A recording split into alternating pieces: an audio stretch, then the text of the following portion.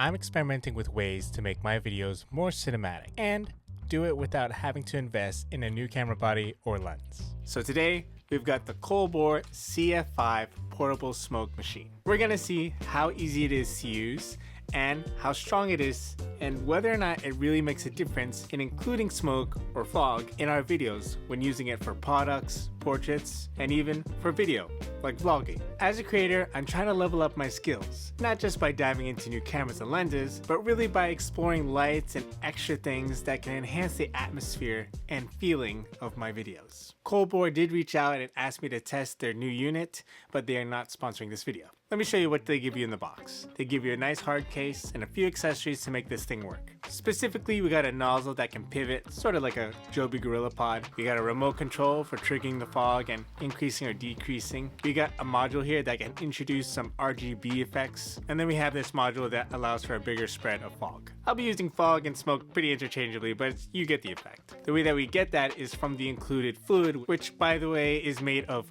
glycerin fluid being burned in this small chamber right up here at the top. Now, after letting this thing prime for 5 minutes and letting it heat up and stuff, it's pretty much ready to go. They say the liquid itself is non-toxic, so it's all good if you sniff it, but if you're gonna sniff anything, let's go ahead with our first demonstration. That's gonna be with this matcha. I want to use this fog machine to get some cool looks out of the atmosphere by adding some fogs around the products. After some experimenting, I found that the adjustable nozzle really works best for what I was going for, just so that I can concentrate the fog or the smoke in a specific spot. I ended up setting the density to max with the fan speed set to low, so that I can get a bigger volume while still having the density of the fog linger. Colbor boasts that they have 25 different levels of controls for this. Don't let that fool you, because you can actually have a little bit more control over the spread of your fog, but a little bit on that later. While experimenting, I was taking a mix of photos and videos, and while I was operating the machine, I was trying to figure out the best way for me to angle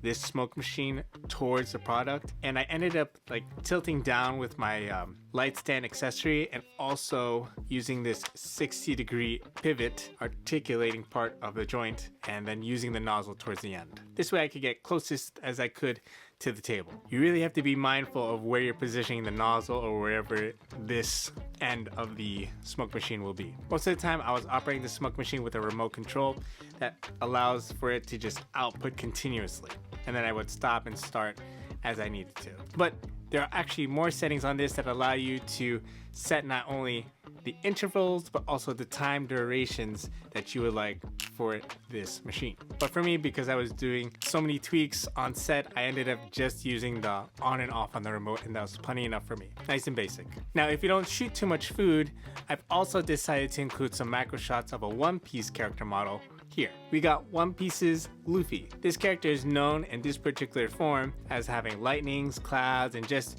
an overall sense of fun with a little bit of chaos. So to match that vibe, I used an RGB light on the side with a lightning effect and combined it with the fog for an airy and electric kind of look. But to really sell this effect and to let it really hit hard, I decided to turn off the lights right before hitting record and even snapping photos to really get that pop. Now, if you don't have RGB lights of your own, that's all good, because the smoke machine again has a module that has its own RGB lights. It's not this one, but it's another one. Just pop this on magnetically as it is.